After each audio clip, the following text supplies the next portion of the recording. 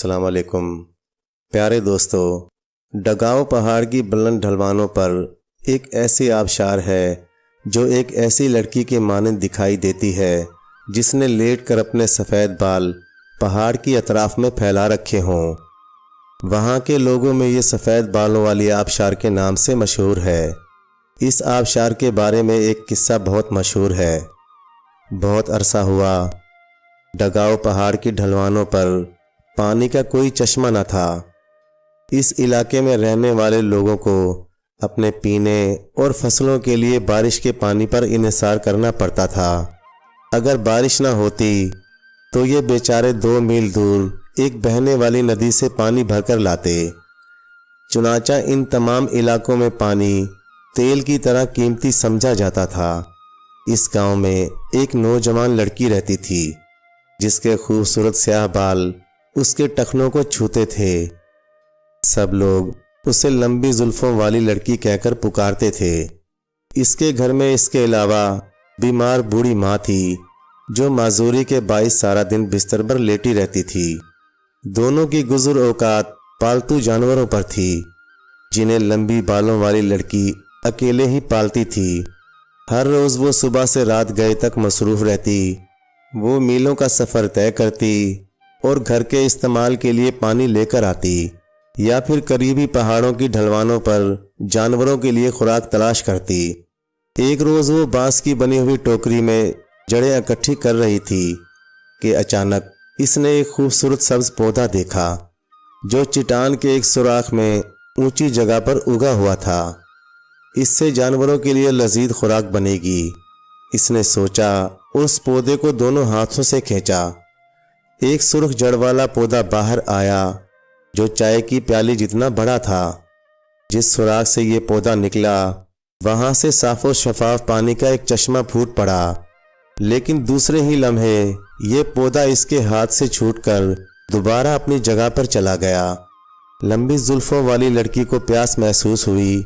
इसने पौधा दोबारा बाहर निकाला और इस सुराख पर मुंह रखकर पानी पीने लगी। पानी ठंडा और मीठा था और किसी फल की रस की तरह लजीज था। लेकिन जो ही इसने सुराख से मुंह उठाया ये पौधा इसके हाथ से निकलकर दोबारा वहीं लग गया। अभी वो दोबारा इसकी तरफ देख ही रही थी कि एकदम तेज हवा चलने लगी जिससे वो गार के अंदर धकेली गई। एक बड़े पत्थर पर गार के अंदर एक आदमी बैठा था जो सर से पांव तक जर्द बालों से ढका हुआ था। इसने गुस्से से लंबे बालों वाली लड़की को घूरा और कहने लगा, तो फिर तुम्हें मेरे पहाड़ के राज का इल्म हो ही गया।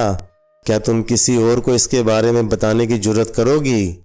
अगर तुमने ऐसा किया तो लोग यहाँ से पानी लेने आएंगे जिससे यहाँ का सुकून बर्बाद हो जाएगा और मैं तुम्हें मार डालूंगा। इसलिए कि मैं इस पहाड़ की रूह हूँ। और हवा के एक और तेज झोंके ने उसे गार से बाहर ला फेंका।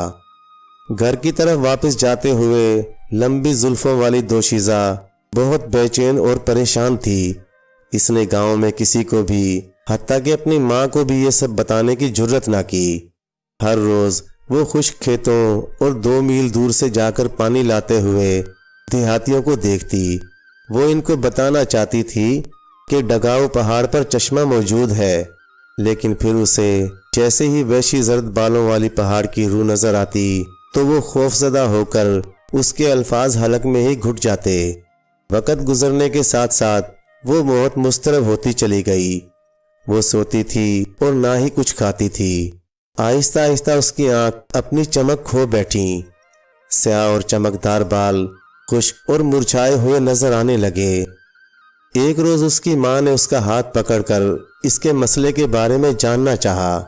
लेकिन लंबे बालों वाली लड़की ने सख्ती से अपना मुंह बंद कर लिया और एक लफ्ज़ नहीं बोली। वक़्त गुजरने के साथ साथ चंद महीनों में ही इसके बाल सफ़ेद होते चले गए। वो उन्हें वैसा ही ढीला और खुला छोड़ देती। कितनी अजीब बात है कि एक नौजवान लड़की के बाल बर्फ़ की तरह सफ़ेद हो जाएं। लंबी जुल्फों वाली लड़की अपने दरवाजे के बाहर बैठी आते जाते लोगों को देखती रहती। वो किसी वक़्त बैठी हुई खुद से बातें करती। डगाओ पहाड़ पर एक लेकिन फिर जुमला नामुकम्मल छोड़कर اتنے زور سے دانت بھینچتی کہ خون نکل آتا۔ ایک روز جب وہ حسب معمول اپنے مکان کے بیرونی دروازے پر جھکی ہوئی تھی کہ اس نے سفید داڑھی والے ایک بوڑھے آدمی کو 2 میل سے پانی لاتے ہوئے دیکھا۔ ایک دم وہ ایک پتھر سے ٹکرایا اور اس کی بالٹی ٹوٹ کر سارا پانی بہنے لگا اور بوڑھے آدمی کی ٹانگ کے زخم سے بھی خون بہنے لگا۔ لمبے بالوں والی لڑکی اس کی مدد کو لپکی۔ پھر اس نے اپنے کپڑوں سے ایک ٹکڑا پھاڑ کر بوڑھے آدمی کے زخم پر پٹی باندھ دی۔ اس کی آہیں سن کر اور اس کی درد کی شدت کو دیکھ کر اس نے سوچا کہ تم موت سے ڈرتی ہو اور محض اسی وجہ سے کھیت خشک ہیں، فصلیں مرجھائی ہوئی ہیں اور دیہاتی مصیبت میں مبتلا ہیں۔ یہ تمہارا موت سے خوف ہے جس کی وجہ سے اس بوڑھے کی ٹانگ ٹوٹی ہے۔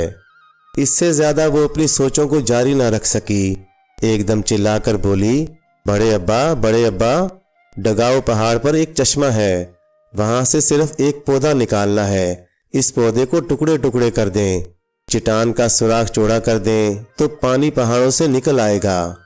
یہ بات بالکل سچ ہے اور میں نے خود اپنی آنکھوں سے اسے دیکھا ہے۔ بوڑھے آدمی کے جواب کا انتظار کیے بغیر اس نے اپنے بالوں کو جھٹکا اور سارے لوگوں کو پکارا، جلدی آؤ، پہاڑ ڈگاؤ پر پانی ہے۔ پھر اس نے تفصیل سے بتایا کہ کس طرح اس نے چشمہ دریافت کیا۔ اس نے پہاڑوں کی روح کے باتوں کے علاوہ اور سب کچھ بتا دیا۔ گاؤں والے دراز زلف دوشیزہ کو ہمیشہ ہی سے رحم دل اور دیانتدار سمجھتے تھے، لہٰذا انہوں نے اس کی بات پر فوراً یقین کر لیا۔ چھریاں اور دوسرے مختلف ہتھیار لیے وہ ساتھ چل پڑے، یہاں تک کہ چٹان کے اوپر پہنچ گئے۔ لمبے بالوں والی لڑکی نے پودے کو دونوں ہاتھوں سے پکڑ کر کھینچا اور لوگوں سے کہا کہ جلدی سے اس پودے کے ٹکڑے کر دو۔ جلد ہی پودے کو کاٹ دیا گیا اور چٹان کے سوراخ سے پانی باہر آنے لگا، لیکن یہ سوراخ چائے کی پیالی سے زیادہ بڑا نہ تھا اور بہت ہی کم پانی باہر آ رہا تھا، لہٰذا بہت سے دیہاتیوں نے لڑکی کے کہنے پر جلدی سوراخ کو چوڑا کرنا شروع کر دیا۔ آہستہ آہستہ کافی بڑا دہانہ بن گیا، پانی پہاڑ سے نیچے گرنے لگا اور دیہاتی لوگ خوشی سے ہنسنے اور کہکے لگانے لگے۔ اچانک تیز ہوا کے جھونکے چلنے شروع ہو گئے اور لمبے بالوں والی لڑکی غائب ہو گئی۔ دیہاتی چشمے کو دیکھ کر اس قدر خوش تھے کہ انہیں کچھ دیر تو اندازہ ہی نہیں ہوا کہ لمبے بالوں والی لڑکی وہاں موجود نہیں۔ پھر کسی شخص نے اس کے بارے میں پوچھا بھی تو جواب ملا کہ شاید وہ اپنی ماں کو یہ اچھی خبر دینے چلی گئی ہے، اور یوں سب لوگ خوشی خوشی پہاڑ سے واپس آ گئے۔ لیکن دراز زلف دوشیزہ گھر واپس نہ آئی۔ وہ دوبارہ پہاڑ کی روح کے سامنے حاضر کی گئی، جس نے اس سے کہا کہ میں نے تمہیں لوگوں کو یہ راز بتانے سے منع کیا تھا، لیکن تم تو تمام لوگوں کو یہاں لے آئی، پھر پودے کو ٹکڑے ٹکڑے کر دیا اور اس کے بعد سوراخ بھی چوڑا کر دیا۔ اب میں تمہیں ماروں گا۔ سفید بالوں کو تھامتے ہوئے لڑکی نے بے تعلقی سے جواب دیا، میں دوسروں کی خاطر مرنے سے نہیں گھبراتی۔ پہاڑ کی روح نے غصے سے دانت پیستے ہوئے کہا کہ میں تمہیں آسان موت مرنے بھی نہیں دوں گا، میں تمہیں چٹان کے اوپر لٹکاؤں گا تاکہ پانی تمہارے جسم کے اوپر سے بہتا رہے، اس طرح تمہاری اذیت اور تکلیف میں اضافہ ہو جائے گا۔ لمبے بالوں والی لڑکی نے جواب دیا، میں دوسروں کی خاطر ایسی تکلیفیں برداشت بھی کر سکتی ہوں، میری تم سے صرف ایک درخواست ہے، تم مجھے ایک بار گھر جانے کی اجازت دو تاکہ میں کسی سے اپنی بیمار ماں اور جانوروں کا خیال رکھنے کو کہہ آؤں۔ پہاڑ کی روح نے کچھ دیر کے بعد اسے جانے کی اجازت دے دی، لیکن ساتھ ہی یہ بھی کہا کہ یاد رکھو، اب اگر تم واپس نہیں آئیں تو نہ صرف میں چشمہ بند کر دوں گا بلکہ تمہارے گاؤں کے ایک ایک شخص کو مار ڈالوں گا، اور تم واپس آ کر خود ہی پانی کے نیچے لیٹ جانا، مجھے دوبارہ تنگ کرنے کی ضرورت نہیں ہے۔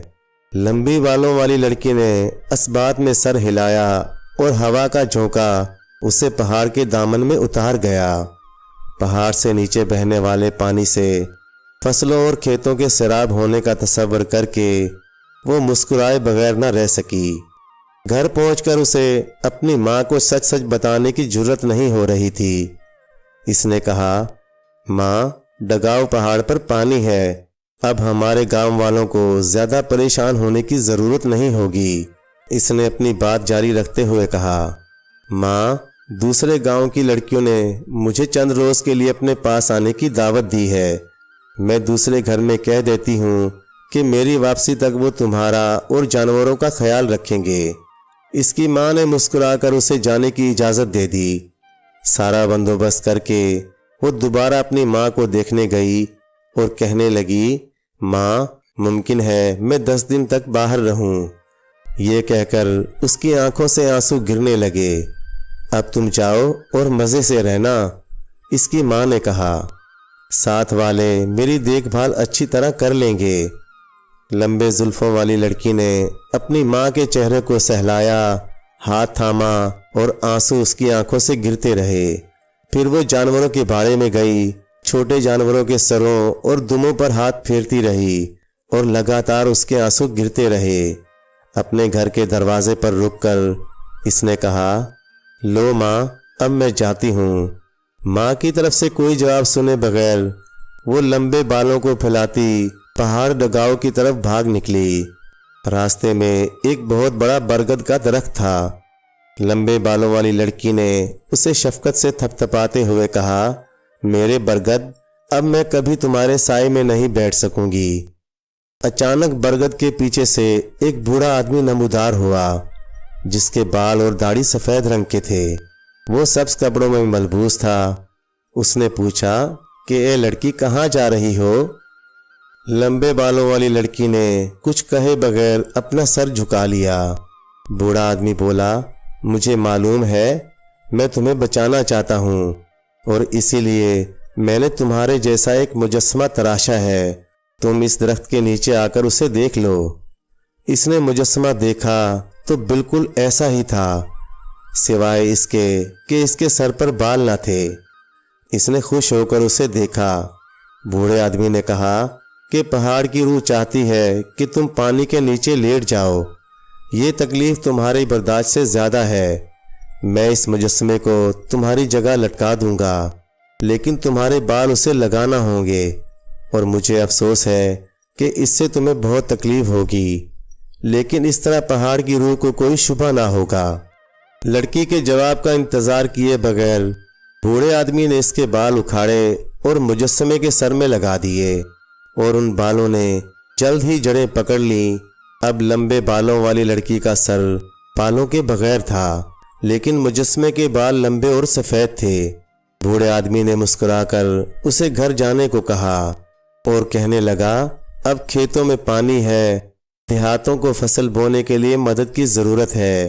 اس کے بعد تمہاری زندگیاں بہتر ہوتی جائیں گی۔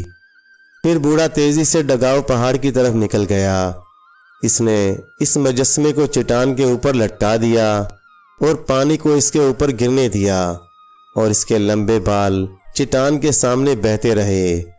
لمبے بالوں والی لڑکی برگد کے بڑے درخت کے نیچے جھکی بیٹھی تھی۔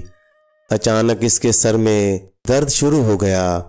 اس نے اپنا ہاتھ سر کو لگا کر دیکھا تو معلوم ہوا کہ اس پر بال پھر سے اگ رہے ہیں، اور یہ بال اتنے بڑھ گئے کہ اس کے پاؤں تک آ گئے۔